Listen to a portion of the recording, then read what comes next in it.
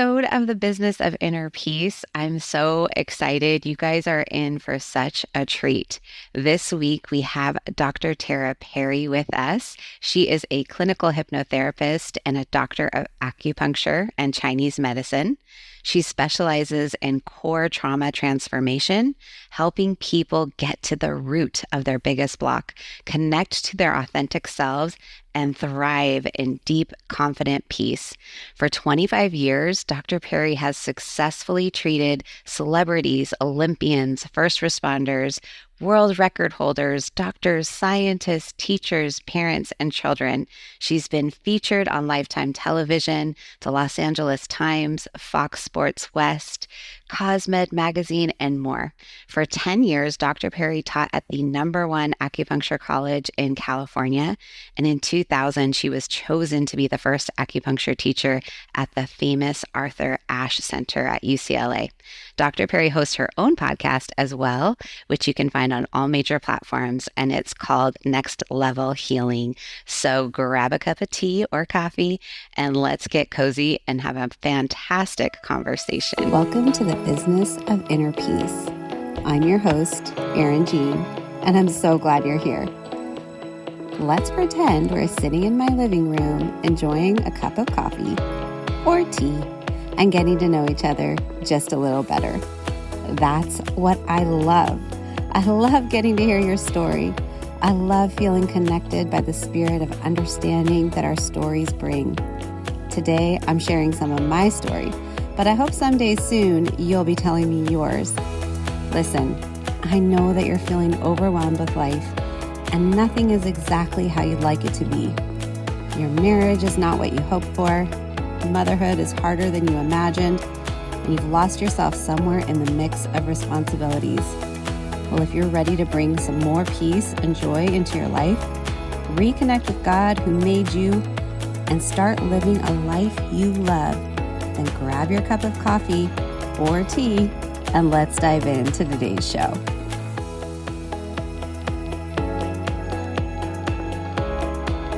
Welcome, Dr. Tara. I'm super excited that you're here today. Thank you so much for joining me. My pleasure. It's great to be here with you. I'm glad that we're both so fascinated with the subconscious mind.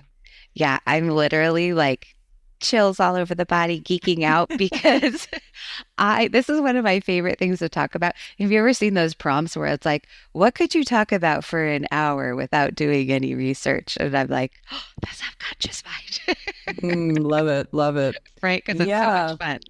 Yeah. So scientists now know that 90 to 95% of our brain is subconscious. That's a big wake-up call right there. And then our conscious mind is only processing 40 bits of information per second, while our subconscious mind is processing 40 million bits per second. So that kind of takes the guesswork out of why we want to be a certain way and then often aren't that way. And we can't figure out why. It's like, why do I know I should be this way, but I keep doing something that's the opposite of that? So yeah, that's it's pretty empowering when you start interfacing with that it is part of us. Yeah, it's so empowering. And it was the key for me and the aha of like, oh, this is why I've been stuck in trauma and doing these patterns. And it's why I do what I do now and sharing this with others, because I think it's the key for healing for everyone. But before we dive into all of that, I want to know, how did you end up here? Tell us a little bit about your story. How did you end up in this healing space? So right from the very beginning, I was exposed to and I could see the power of holistic medicine. My dad was on the board of the Price Pottenger Foundation, which is a very famous nutritional foundation worldwide, still going strong today. And he actually contributed some money that ended up revealing what omega-3 oils were. So I was like prescribing these to my patients before, any cardiologist had even heard them. And now, of course, they're common knowledge. And it's just sort of, I have to scratch my head that, after decades of doing this, that there's so many things that are available that it just takes so long for them to get into mainstream medicine. Bioidentical hormones was another one, and probiotics. I mean, when I was talking about probiotics decades ago. I mean, people just thought it was the weirdest sounding weird word. It's like, well, we know what an antibiotic is, but what the heck is a probiotic? And now, they're putting it in pet food now. So, but I have to scratch my head and go, why do I get this information, decades before it hits mainstream? I love Dr. David Perlmutter. He teaches doctors all over the world. He wrote Grain Brain and Drop Acid, which are international bestsellers. But he says it takes 18 years typically for good information to get into mainstream medicine. Well, when you want help, that's kind of a long time to wait. Yeah, unacceptable. Yeah. So I actually graduated from UCLA in the communications business, went to work in the entertainment business, and ended up at the leading talent agency in Hollywood. And honestly, my soul just didn't feel satisfied. I was there for a couple of years, and both the head of the company and one of the major department heads wanted me to work for them. And we had lawyers and MBAs working in the mailroom for minimum wage from Harvard and Stanford because the competition to get into this place was so severe. But I just felt like I looked around and I'm like, I'm not seeing a lot of happy people. I just don't see how I'm going to deeply contribute to the lives of others if I continue on this path. It just didn't feel right in my soul. So I called up my homeopath one day because I knew he was healing people and helping them have a better, freer quality of life. And I said, what would I do if I want to do what you do? And when he told me, it's like the lights went on. I mean, it's the craziest thing. It was just that sudden epiphany, like when you know what you know, what you know. And it was very strange because here I was leaving a place that everybody wanted to get into. And I was off, studying acupuncture and nutritional medicine. I went to China for a year and studied at one of the top 5 traditional Chinese medical hospitals. And this was 2 years after Tiananmen Square. So it was a different world there. It was very, very third world, and I was in a city with 9 million Chinese and only about 100 foreigners. So they would literally surround you 10 people deep in order to just have a conversation with you because they didn't have any ability to practice their English otherwise. And so it was a very exciting time. I learned a ton. It was great to go to the source of where acupuncture was taught and really, debunk a lot of the myths that go around about acupuncture. Acupuncture is a fabulous modality. It can reverse paralysis. It can, orthopedic issues. That was one of my favorite things to work on. So if people had a herniated disc, I was very good at reversing all of the conditions of that rather quickly. Bell's palsy was another thing that I treated a lot. Helping women get pregnant, reducing pain, reducing quality of life. And then, fortunately, before COVID hit, because of one of my patients who had come in who was heavily traumatized, she was doing this type of therapy and was very excited about what it was doing for her. And I called up the person she was doing it with and traded services with her and was blown away because this was taking hypnotherapy to a whole different level. And I had already seen the 2 top hypnotherapists in Los Angeles because I was curious about what they were doing and wanted to be able to refer intelligently to them and confidently. But this, again, was just something very unique and very different. So once I found out I was very good at helping people go into their subconscious mind and reprogram it, find those deep, painful blocks that often have been blocking people their entire lives. And, and it's not just people that we think of as not high functioning. There's a lot of very high functioning people that are deeply traumatized at some level. Some very successful people, don't feel worthy. They suffer with anxiety or depression or imposter syndrome. And so across the board, just being born on planet Earth, the birth process is quite traumatic. And it's really funny because some people have, major traumas like being born into a family where there's alcoholism or drug abuse or physical abuse. And sometimes it's really minor, like just not feeling loved or accepted by a parent that wasn't available or was critical one day. It can be really silly little things that end up being blocks. I worked with a very qualified oral surgeon, and she didn't feel comfortable asking for money, even though she was incredibly qualified at what she did. And we just went back and took care of the root of the problem. She was doing homework with her sister, who was even more brilliant than she was, and her father said something that was just a bit disparaging, and he was probably tired or whatever, or short-tempered, I don't know. And it doesn't really matter what actually happened. It matters what was cemented into her memory, but what got cemented in was that she wasn't worthy. So all we did was rewire that, and it was simple to do. And I called her up 2 months later and I said, hey, how's it going with that inability to ask for what you're worth? And she says, oh my God, I go home with more energy. I'm a better wife. I'm a better parent. And I said, dollar wise, what's it worth to you to be able to ask for what you're worth? She says about $10,000 a month. Yes. That is so cool. And you're right. It is fascinating because we tell ourselves a story, and maybe it's because in the entertainment world, right? It's big stories of these that have changed people's lives in the way of trauma. But I've found the same thing, that working with people, it could be something as simple as the dress that you wore to fourth grade one day created a reaction amongst your classmates that made you feel a certain way. And then that begins shaping an idea in your mind about who you are and what you deserve. And, nobody thinks of just, oh, that one outfit you wore in fourth grade is so traumatic. Yeah, it's really crazy. Sometimes people have an inkling of what's going on, and other times it's something completely out of left field. I worked with a gallerist in Switzerland, and again, this is not like the majority of my work is people that can't ask for money. But she was a lawyer and, was fine asking for money when she was a lawyer. But as a gallerist, she just didn't feel okay about it. It was just a big struggle. She wasn't able to ask for what her clients were worth. And she was completely shocked at where that was embedded in. She says, I never would have gotten there with my conscious mind.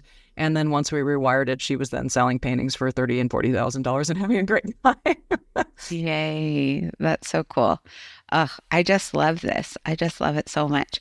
So, how can what would you say as like a starting point to the listening audience that's out there, for how do you start delving into this and being curious? I know what I would say, but I want to hear what you would say. There's so many resources out there.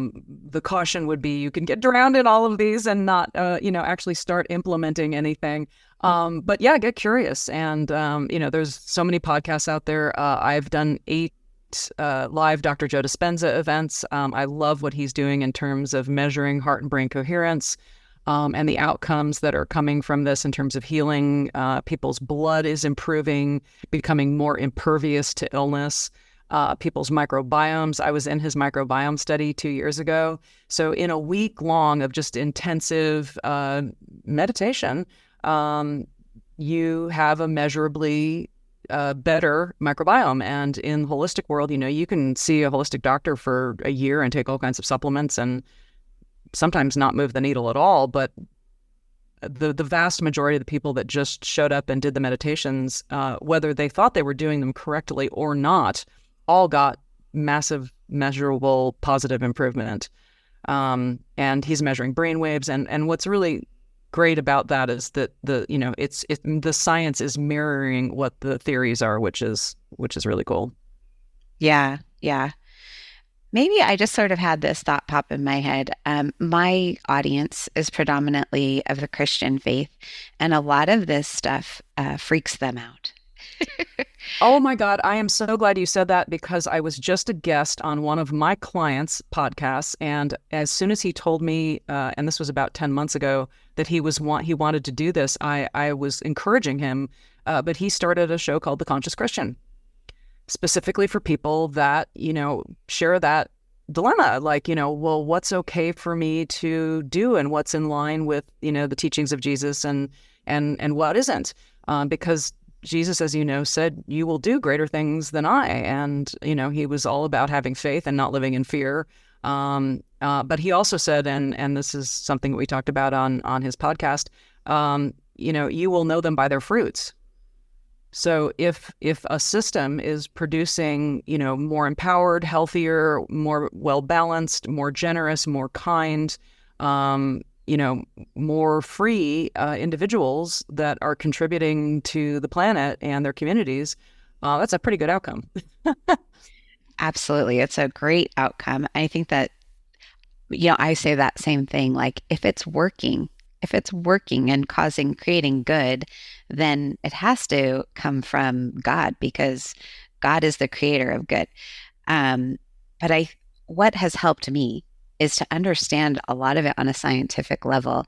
So I'd love to hear, like, how would you explain scientifically what's happening with hypnotherapy just to sort of help ease this idea that you're maybe participating with an evil entity? I think that's the I'm fear. super grateful you asked that question because it really shouldn't be called hypnosis. It should be called unhypnosis. Because truly what got cemented in there is I would call that an evil thought. If you believe that you are less than, if you believe that you are unworthy, if you believe that good things are not available to you, if you are self-punishing, Jesus didn't teach that. He didn't say, hide in a box and beat yourself up on a regular basis. He said, oh, ye of little faith, there's plenty here for you, but you have to not be shutting the door every time opportunity, wants to come through. I love in the book of Matthew, knock and the door shall be opened, seek and you shall find, and ask and it shall be given. So, but you actually need to do those things and allow those things to occur without subconsciously blocking them. So on a real simple level, there's 4 brainwave states, alpha, beta, delta, theta. We're in beta right now, so we can be aware of all kinds of things going on around us. When we're in alpha, that's a more relaxed state. The brainwaves have slowed down. These are all natural states. We're drifting in and out of them, in every 24-hour cycle.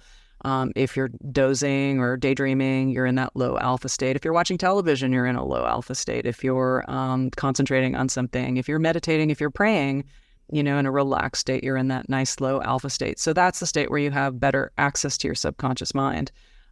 So if you're working with somebody who understands how the subconscious mind works, you can ask questions when you're in that delicious, relaxed state, and then you'll start to have answers pop up that wouldn't pop up in a stressed out beta state. So I always tell people it's like sitting in a movie theater. You might see things, you might hear things, you might remember things. There are no wrong answers. That's another beauty of this. It's just what's going on with you. It's your feelings, your emotions. How are you interfacing with the world? So whether it's stress or anxiety or fear or feeling not enough, feeling empty. Sometimes when people have had a really tough past, sometimes they feel numb.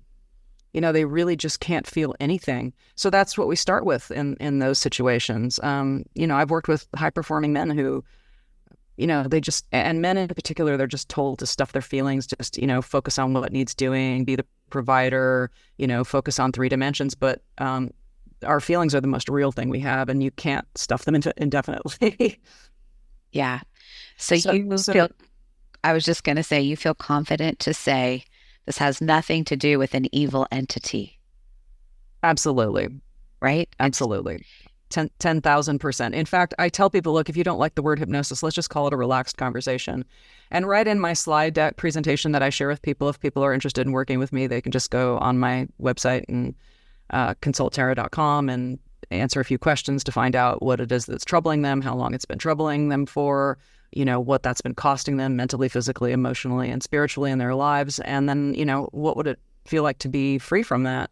But in the slide presentation I do on Zoom with anybody that's interested in seeing if this is a good fit for them, and that's a totally no pressure call. If it feels right to you, great. If it doesn't feel right, I am more than happy to give you any resource that feels correct for you. But if the word hypnosis is scary, we just call it a relaxed conversation. I can't make you think anything you don't want to think or believe anything you don't want to believe. In fact, throughout the process, I'm saying, did I get that correct? Is that correct for you? Because it doesn't matter if it's correct for me. It's the person I'm working with and their subconscious mind, their big, beautiful, amazing, powerful subconscious mind. So we want it to get leverage in the subconscious mind. You want to have it be 100% true for them. Yeah, absolutely. Thank you so much for answering that. I just think sometimes people need to hear things a few times, and they also need to hear it in a different way. And I think that's what you could offer today, because I'm right there with you. And fear is probably the biggest obstacle that prevents people from seeking and receiving healing, which is really too bad. That isn't Jesus didn't say run around in fear all the time. He encouraged you to have faith, and when you didn't have faith, he would say, oh, ye of little faith. Yeah. um, Well, in fact, he says very clearly fear is not from God. And so I think whenever there is fear, that's an invitation to look at the why. Why is there fear and what are you believing or not believing about something? And just be more inquisitive, ask questions when there is fear. But yeah, there seems to be I have to go find that person's podcast because that sounds really interesting to me. There seems to be a rash of Christians sort of diving into this space of just labeling a lot of really helpful resources as evil, and it saddens my heart. And I personally believe like that is the work of the enemy, because all of these things can bring healing and goodness to your life. And if the enemy of your soul could keep you from that, what better way to keep you from not being like joyful, vibrant, full of life, and really shining the way that God created us to shine? You know, I feel like if you look around at Christians today, there's really not a lot appealing about this group of people. They don't stand out to me as being something amazing, that they clearly have something different happening. They seem to be just as like a blanket judgment, right? And I'm talking about myself because I'm a Christian. Um, a group that is very like hateful and judgmental and like judging everything in the world instead of being loving and curious and inviting. So, I'm so glad you're saying this. I'm thrilled to introduce you to, his name is Matthew Ace Haggerty, and I'm thrilled to introduce you guys. I'm sure you guys are going to be guesting on each other's podcasts. I would love it. It's so funny when you're in this space where you don't feel like you belong anywhere, which I realize this happens to a lot of us in life, right? But it's like, I don't fully belong in this spiritual woo-woo world because not everything matches there. I don't fully belong in this Christianity world because not everything matches there. I'm sort of a bridge. I'm this middle thing, and I've not heard a name for it. So when you said conscious Christian, I'm like, oh, maybe that's the name for what I am. Well, I'm absolutely thrilled that you're broadcasting in this space because I think it's really important. And I think there's a lot of room for a lot of just delicious elevation. Yeah, yeah. And again, I'm not trying to convince anybody of anything, but I am here to help invite you to ask good questions. And I think when we have just someone who is as educated as you and knows so much about all the science, you're the perfect person to ask good questions.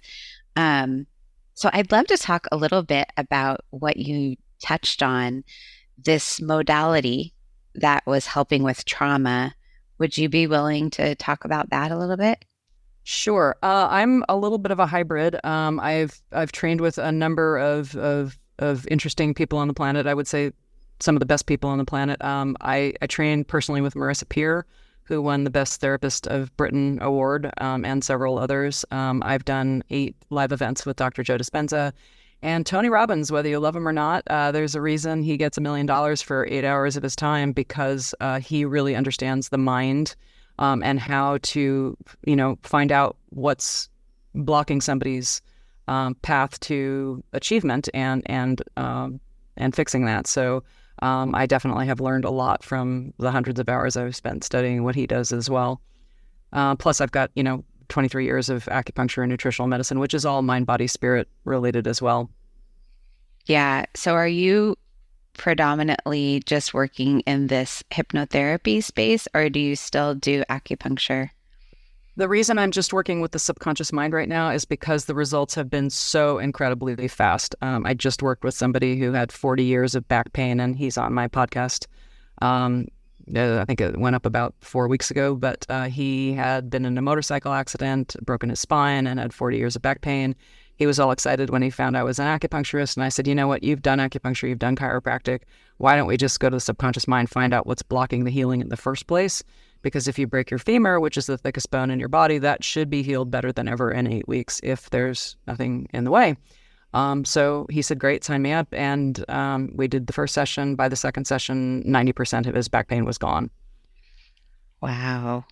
That is I've had amazing. lots of people with migraines and headaches. I've had people with chronic debilitating daily seizures that were actually sent by their doctor. And in, 2 or 3 sessions, that just wasn't there anymore. I've had people who had developed a choking disorder because they were attacked by a dog and had to go through 6 jaw surgeries. That person's also on my YouTube channel, but she was in fear of having more surgeries, losing more teeth. She had 3 young children. Every time she ate, she was in fear of going to the hospital. And needless to say, this was just a huge burden on the family. And she cried in her first session. She's like, oh my gosh, this is the answer. And after the 3 sessions, she just didn't have the problem anymore. That is so cool. Yeah, it is amazing when you delve into what's going on in the subconscious mind, the healing that can come from it. Um, so are you strictly doing hypnotherapy or are you incorporating things that you've learned from these other practitioners? Right now, I'm just doing the hypnotherapy. I mean, if somebody needs, help with how to eat right or, lifestyle issues, I also recommend a large variety of books if somebody is stuck on a particular topic and they want relief in that area. And different people need different levels of homework. Some people are very, very busy with going through graduate courses or running businesses. And for those people, they may just be listening to after we do the 2-hour session, a pathway becomes clear from where somebody is to where they want to go. So neurons that fire together, wire together. That's Donald Hebb's law. Anybody that studies trauma knows that. So the trick is to get those unfiring and wiring while you start to fire and wire the neurons that are in the direction that you do want. I always say people are like an iPhone 14 operating on iPhone 4 technology. And the trick is just to flip that around. And once the subconscious mind can see that its current patterning is out of date, it's a fearful, scary, painful place to be, then it'll be willing to let it go. But it needs that very clear, easy pathway from where it is to where it wants to go. And that's different for different people. So I make them a customized audio tape that they listen to each and every day in between sessions to get that pathway from where they are to where they want to go. And do you ever do anything where you're bringing in like somatic work, like bringing the body into that as well? Or do you find that just the audio is enough? If somebody needs that kind of work, I currently am referring out for the physical stuff. Although, the whole mind, body, spirit connection is all tremendous. I love what Wim Hof is doing with cold therapy. I love breath work. I just interviewed a fellow who recovered from being a paraplegic once and a quadriplegic once. He and I are doing a masterclass together April 15th at 12 noon Eastern. So that's also, I can shoot you a link to that. His story is extraordinary. And he used literally breath work to recover his body. He also ended up going through yoga teacher training to, bring that whole physicality component into his healing. But now he's teaching the military how to do it.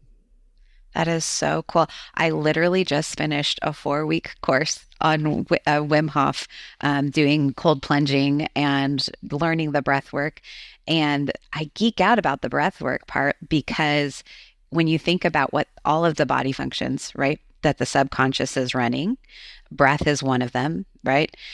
But it's one of the only ones that we can really bring across into the conscious mind as well, where we can say, oh, yeah, I want to breathe faster. I want to breathe slower.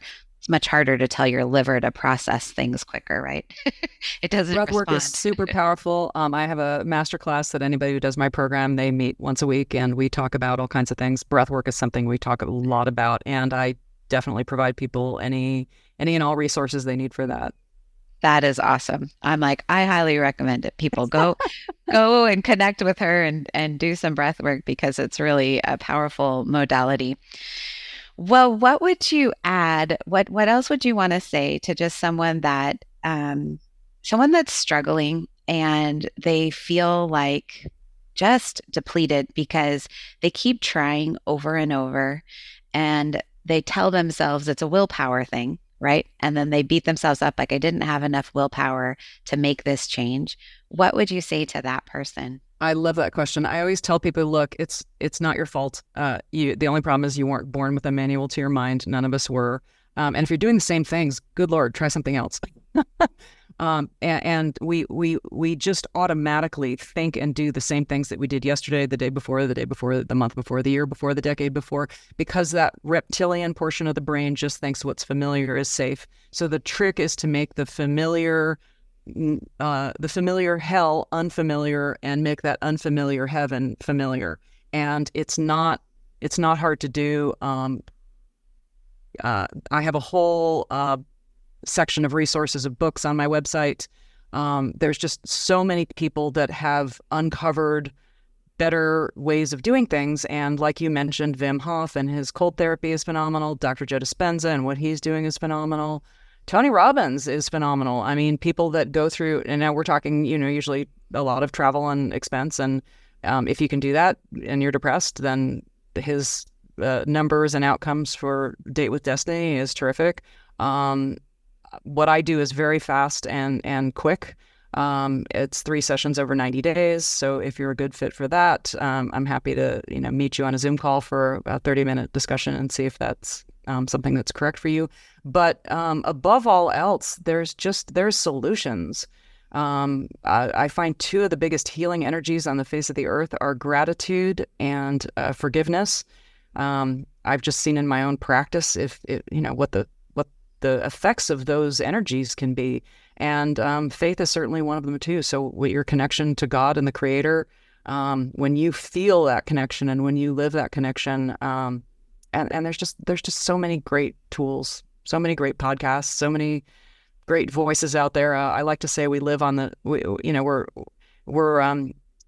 we're living on the shoulders of giants. You're not alone. There's people that have struggled before you. Just tune into turn off mainstream media. It's designed to scare you. It's designed to disempower you. It's designed to keep you tuned in. And unfortunately, in my opinion, that's done through fear, and it just doesn't need to be that way. If you need news, there's news outlets that you can get just pure news without all the scary tactics. Yeah. Amen to that. I stopped watching the news a long time ago for that very reason. It does create a lot of fear. And we know fear is not good. Fear won't help us function well. Well, tell us, let the audience know where they can connect with you one more time. So you can go to my website, consulttara.com, or you can go to nashvillehealer.com. And if you shoot me a message and you say, Erin sent me, I have this very sweet little unzip meditation where you can just relax and unzip from all the stress of the day and just go into being nothing for a few minutes and enjoy the delicious space of relaxation.